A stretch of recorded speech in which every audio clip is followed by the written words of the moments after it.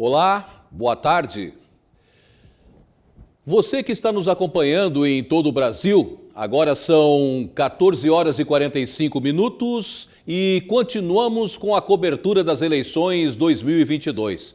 Desde as primeiras horas da manhã, nossas equipes estão nas ruas acompanhando a movimentação dos principais colégios da região e do país. Além do canal 11 do TMW Pix, estamos ao vivo também pela CDN, NX Play, Gigo TV e também no nosso site. Acesse lá pixtv.com.br e nos acompanhe. E nesta eleição, 11 candidatos disputam o cargo de presidente da República do Brasil. Confira agora o perfil de cada um deles. Ciro Gomes é de Pindamonhangaba, interior de São Paulo. Foi governador do Ceará, ministro da Fazenda do governo Itamar Franco e ministro da Integração Nacional no governo Lula. Disputou as eleições presidenciais de 1998 e 2002 pelo PPS e de 2018 pelo PDT, quando ficou em terceiro lugar. Ciro Gomes é candidato a presidente da República nas eleições de 2022, com candidatura confirmada desde o dia 20 de julho pelo PDT. Ele disputa a quarta eleição presidencial. José Maria Emael é natural de Porto Alegre. Ele é graduado em Filosofia e Direito pela PUC do Rio Grande do Sul. Emael fez carreira não só como advogado, mas também como empresário do ramo de marketing e comunicação. Em 1962, se filiou ao antigo Partido Democrata Cristão e em 1986 se elegeu deputado federal por São Paulo na Assembleia Constituinte e foi reeleito no pleito seguinte. Emael é candidato à presidência da República em 2022 e disputa sua sexta eleição presidencial. Nascido em São Paulo, Luiz Felipe Dávila tem 58 anos e é formado em ciência política. Atuou como editorialista, comentarista político e também como diretor de editoras e escritor. Em seus livros, defende uma agenda liberal. Fundou uma ONG dedicada à formação de líderes políticos e agora é candidato a presidente da República nas eleições 2022 pelo Novo.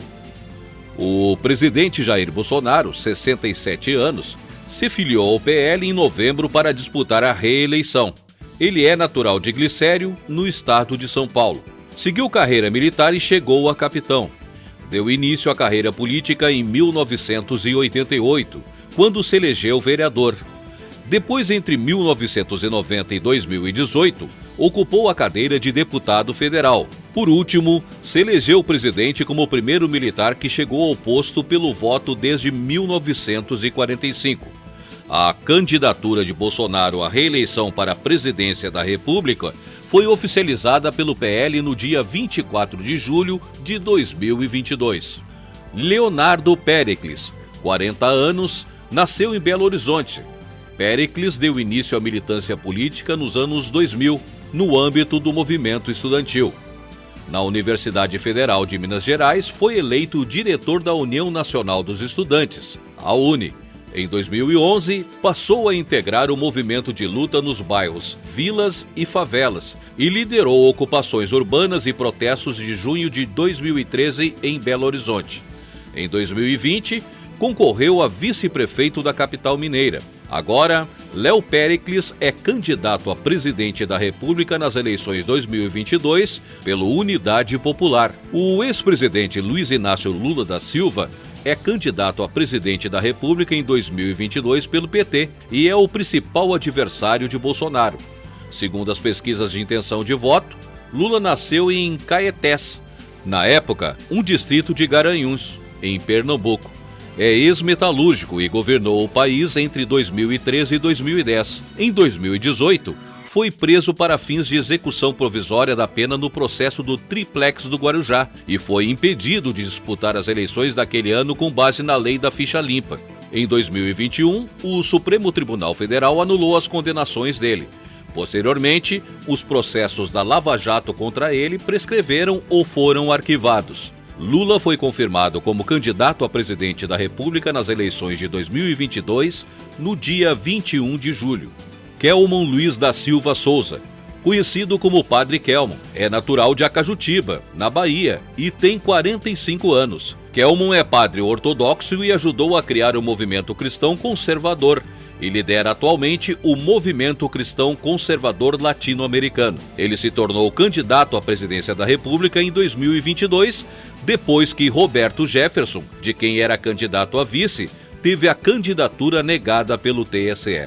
Simone Tebet, 52 anos, é natural de Três Lagoas e formou-se em Direito pela Universidade Federal do Rio de Janeiro. Fez carreira como advogada e professora. Em 2022, foi eleita deputada estadual. Depois se elegeu prefeita de Três Lagoas, no Mato Grosso do Sul, por 2 mandatos e foi vice-governadora em 2010. Ao chegar ao Senado, em 2014, liderou a primeira bancada feminina. Foi a primeira mulher a presidir a Comissão de Constituição e Justiça e participou da CPI da pandemia. Agora, ela é candidata à presidência da República em 2022 pela chamada Terceira Via. Seu nome foi confirmado em convenção partidária realizada em 27 de julho. Sofia Manzano, 51 anos, é paulista e doutora em História Econômica pela Universidade de São Paulo. Além de economista, também é professora universitária na Bahia. Em 2014, disputou a vice-presidência pelo PCB. Deu início à militância política pelo partido em 1989. A partir de 2013, passou a integrar o movimento sindical de professores e foi uma das líderes de greves da categoria. Agora, Sofia Manzano é candidata à presidência da República em 2022 pelo PCB. Nascida em Dourados, Mato Grosso do Sul, Soraya Tronic, 49 anos, é senadora em primeiro mandato e presidente da União Brasil Mulher. Formada em Direito com MBA em Direito Empresarial, é pós-graduada em Direito Tributário e em Direito de Família e Sucessões. Começou a atuar no universo político ao participar de movimentos de rua em 2013. Disputou sua primeira eleição em 2018. Filiada ao PSL, foi eleita para o Senado na onda de candidaturas bolsonaristas. Antes, Tronic foi filiada ao Novo. Agora, foi anunciada como candidata à presidência da República nas eleições de 2022 pelo União Brasil. Nascida em Inajá, Pernambuco, Vera Lúcia tem 54 anos. É socióloga pela Universidade Federal de Sergipe. Ainda criança, se mudou com a família para Aracaju, em Sergipe, na capital, onde trabalhou como garçonete, datilógrafa e depois entrou para uma indústria de calçados. E com isso, se enganjou no movimento sindical. Em 1992, a partir de uma dissidência do PT, participou da criação do PSTU. Já foi candidata a prefeita, governadora e deputada federal. Agora, Vera Lúcia é uma das candidatas a presidente da República nas eleições 2022. O fim das coligações partidárias para as eleições a deputado estadual e federal é apontado como o principal motivo para o recorde de candidaturas O número de em candidatos Santa a Catarina. deputado estadual nessas eleições é recorde em Santa Catarina. São 597 homens e mulheres disputando as 40 vagas da Assembleia Legislativa. Os dados são da Justiça Eleitoral. Nas eleições de 2018 foram 431 candidatos ao Parlamento catarinense. Já neste ano, a disputa envolve quase 15 candidatos por vaga. Este número pode diminuir, porque há casos de postulantes ao cargo que estão com a candidatura sob júdice ou ainda não tiveram os pedidos julgados pela Justiça Eleitoral. Mesmo assim, os nomes e números estão à disposição do eleitor na urna eletrônica. O fim das coligações partidárias para as eleições a deputado estadual e federal é apontado como o principal motivo para o recorde de candidaturas. As nominatas estão maiores, porque a maioria dos partidos decidiu disputar essas eleições de forma isolada. Os partidos poderiam se unir em federações, mas apenas 3 delas foram referendadas pelo TSE. Neste ano, o prazo para o registro das candidaturas foi encerrado no dia 15 de agosto. Mas os partidos políticos tiveram até 12 de setembro para fazer novos registros, com o objetivo de substituir casos de renúncia ou indeferimento. Desde o último dia 13 de setembro, só podem ocorrer substituições e novos pedidos de registro em caso de falecimento de um dos candidatos. Até agora, em Santa Catarina, uma candidatura a deputado estadual foi indeferida e 19 postulantes renunciaram. Há outros 20 registros que estão pendentes de julgamento. Está proibido campanhas eleitorais. Entretanto, é permitido que o cidadão esteja vestido com alguma roupa, utilizando acessórios do que divulguem o partido ou até mesmo o candidato. As chamadas campanhas silenciosas. O chefe do cartório eleitoral explica melhor esse assunto. A lei permite a manifestação silenciosa de propaganda, de preferência do eleitor. O que quer dizer isso? É um boné, um adesivo, uma bandeira, um broche e, nesse ano, até a camiseta. O eleitor pode votar até com a camiseta do seu candidato, contanto que o faça em silêncio. Ele expressa apenas visualmente. Ele não pode cantarolar, nem assobiar o hino do seu partido. Ele entra com sua vestimenta de propaganda, normalmente, vota e se retira. Após o voto, os fiscais eleitorais orientam o eleitor a se retirar. Então, para assimilar bem, pode votar com propaganda desde que o faça silenciosamente. Quem não pode ter nenhum tipo de vestimenta padronizada são os fiscais, são os mesários e quem esteja convocado pela Justiça Eleitoral. Nessa semana, o Tribunal Regional Eleitoral de Santa Catarina lançou a campanha Você Vê, com a finalidade de combater a corrupção nas campanhas eleitorais de 2022. Mobilizar os eleitores e as instituições catarinenses na fiscalização dos recursos públicos das eleições. Esse é o objetivo da campanha Você Vê, criada pelo TRE de Santa Catarina. As campanhas eleitorais são custeadas com recursos públicos. Os valores são repassados aos partidos por meio do Fundo Especial de Financiamento de Campanha, com o valor de 4,9 bilhões de reais, e pelo fundo partidário, no valor de 1 bilhão e 100 milhões de reais. A campanha Você Vê Recursos Públicos em Campanha, ela tem por objetivo trazer ética e transparência no uso dos recursos públicos quando financiam campanhas eleitorais. Nós temos todos os públicos envolvidos, desde o cidadão, eleitor, até o candidato, partido político, os contadores que vão atuar nas campanhas, os advogados, os doadores e os fornecedores. A nossa intenção é trazer o maior número possível de informações de como usar corretamente esses recursos. Serão 4 bilhões e 900 milhões de reais em Fundo Especial de Financiamento de Campanha e mais de 1 bilhão de reais em fundo partidário. Então, quando partidos e candidatos utilizam de forma inadequada esses recursos, isso gera sanções de devolução bastante vultosas. E nós queremos ver esses recursos aplicados corretamente com a finalidade para a qual eles foram instituídos, que é o financiamento regular de campanhas eleitorais. Com a iniciativa, a população está sendo convocada para fiscalizar e denunciar possíveis irregularidades. Ações de combate à corrupção são fortemente incentivadas pelos órgãos que aderiram ao movimento. Tudo está sendo pensado para que essas eleições ocorram da forma mais ética e transparente possível. O público-alvo são os eleitores que precisam fiscalizar. Por quê? Quando se fazia a distribuição desses valores por empresas de conglomerados privados, não se tinha um controle disso. Isso girava de uma maneira numa sala secreta, todo mundo sabe disso.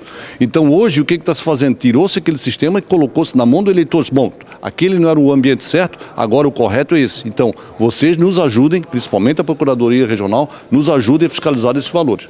A denúncia, né? A denúncia ela é importante, não basta a gente ver a corrupção e criticar. A gente tem que tomar atitudes, né? Não só como exemplo próprio, mas também quando a gente vê alguém cometendo equívoco, cometendo erro.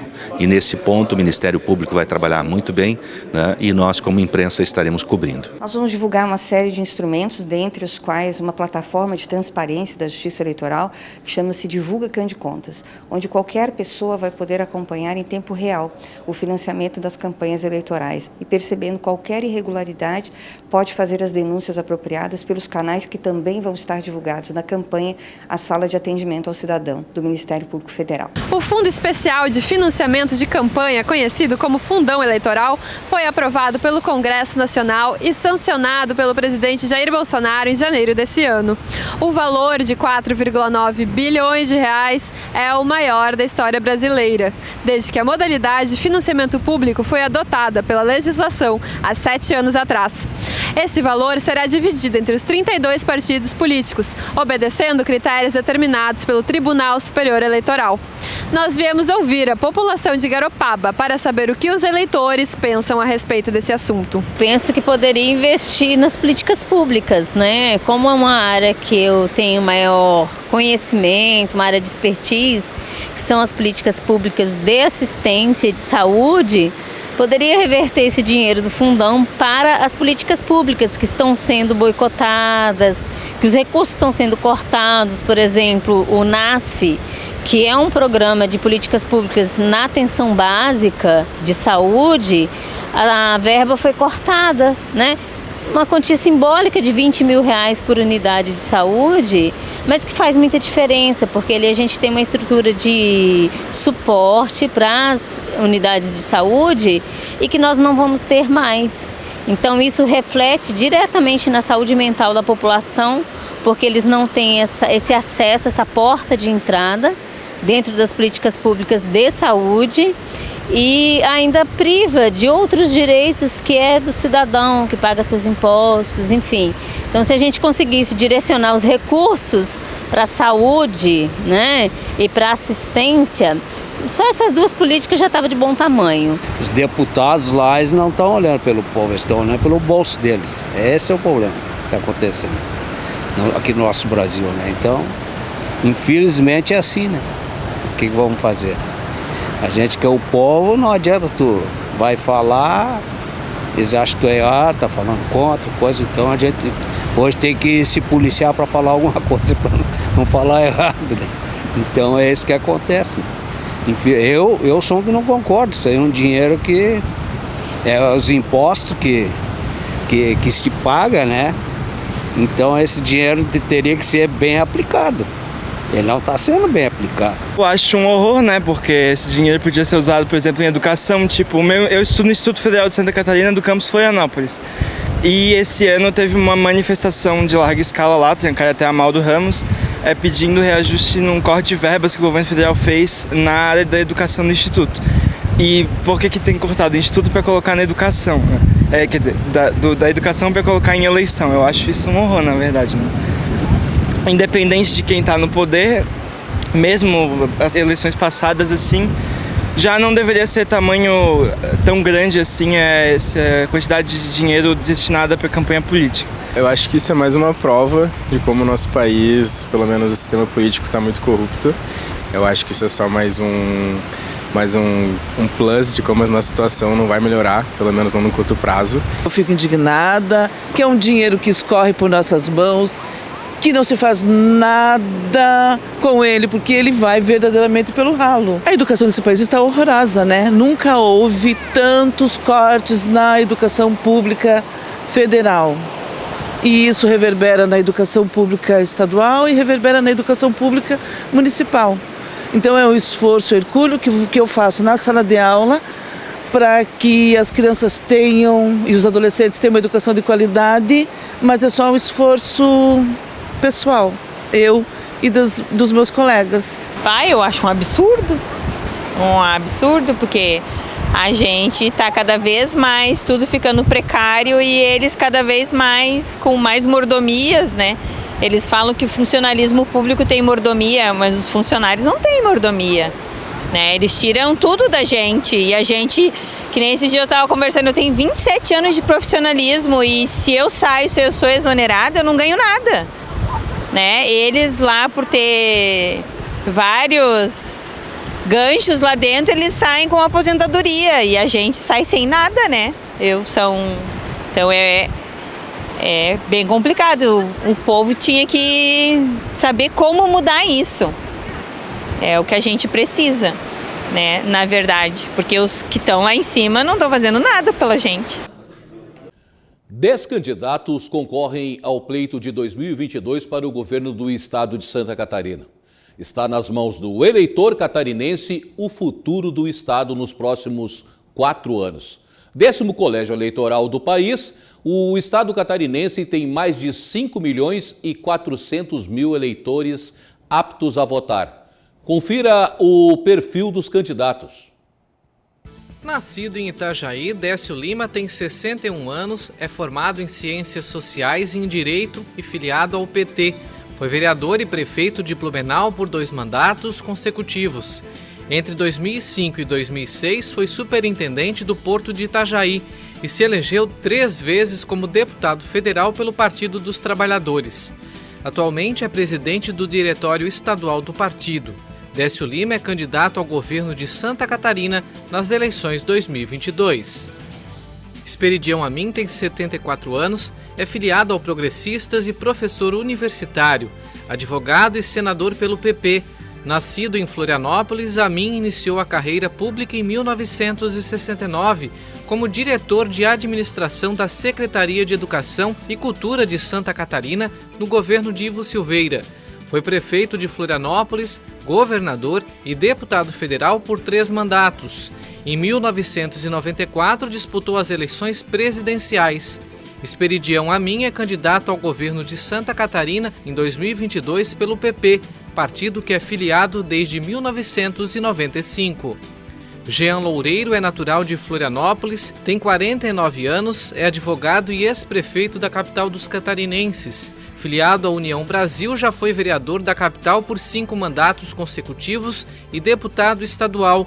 Loureiro também é formado em administração e tem mestrado em engenharia de produção. Ele é candidato a governador de Santa Catarina nas eleições 2022. Jorginho Melo tem 66 anos, é senador e presidente do diretório do Partido Liberal em Santa Catarina. Melo foi vereador de Erval do Oeste entre 1976 e 1980. Ocupou também o cargo de deputado estadual por 4 mandatos consecutivos e de deputado federal por 2 mandatos. Ele é aliado de Jair Bolsonaro e foi anunciado pelo PL como candidato a governador de Santa Catarina em 2022. Jorge Boeira é formado em Engenharia Mecânica pela Universidade Federal de Santa Catarina. Foi professor da Escola Técnica Federal do Estado e trabalhou na indústria carbonífera no sul de Santa Catarina. Em 2010 e 2014, representou os catarinenses na Câmara dos Deputados. Jorge Boeira é candidato a governador do estado pelo PDT em 2022. Leandro Borges é marceneiro e possui ensino médio completo. É candidato pelo PCO a governador de Santa Catarina nas eleições 2022 pela primeira vez. Ele teve a candidatura indeferida pelo Tribunal Superior Eleitoral, mas o candidato aguarda julgamento de recurso.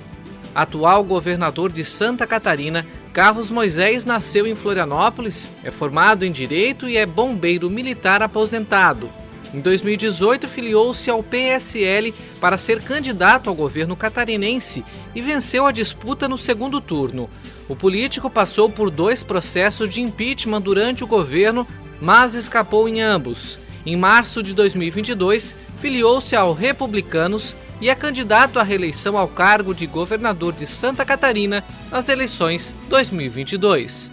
Formado em Direito, filiado ao Partido Novo, com especialização em Direito Penal e Processual Penal, Odair Tramontim, 60 anos, é promotor de justiça e professor universitário. Nascido em Campo Herê, Tramontim já foi coordenador do Grupo de Atuação Especial de Combate às Organizações Criminosas, o GAECO, e nas eleições de 2020 foi candidato a prefeito de Blumenau, quando terminou em 3º lugar. Agora é candidato ao governo de Santa Catarina nas eleições 2022 pelo Partido Novo. Graduado em Filosofia pela Universidade do Sul de Santa Catarina, a Unisul, e pós-graduado em Metodologia e Prática de Ensino de Filosofia e Sociologia pela Faculdade Sensupeg, o professor Alex Alano é ativista sindical e político e é candidato ao governo de Santa Catarina em 2022 pelo PSTU. Ralph Zimmer, 43 anos, é defensor público estadual e candidato a governador de Santa Catarina em 2022 pelo PROS. Natural de Chapecó, Zimmer é formado em Direito e foi candidato a deputado federal em 2018 pelo PSTB, mas não se elegeu. Ele ganhou notoriedade no cenário político ao propor o primeiro processo de impeachment contra o governador Carlos Moisés e a vice Daniela Rainer. E essa edição especial fica por aqui. Lembrando que você pode tirar todas as suas dúvidas sobre as eleições no nosso site pixtv.com.br, além de poder nos acompanhar ao vivo gratuitamente. Fique agora com o programa PubTech. Nós voltamos às 13h30 com mais uma edição ou a qualquer momento na programação.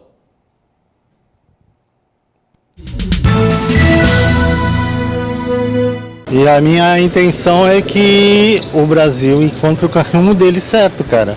Infelizmente, a sociedade brasileira, eu acredito que cria uma dualidade aí de opiniões que divide o povo e as pessoas não conseguem realmente expressar. Ela vai para um lado ou para o outro, mas eu acho que o Brasil poderia ter uma diversidade maior. Talvez se o povo tivesse mais consciência na importância da eleição, não teríamos essa dualidade que está se criando agora, né? E espero que os próximos anos sejam de mais paz, de saúde e educação.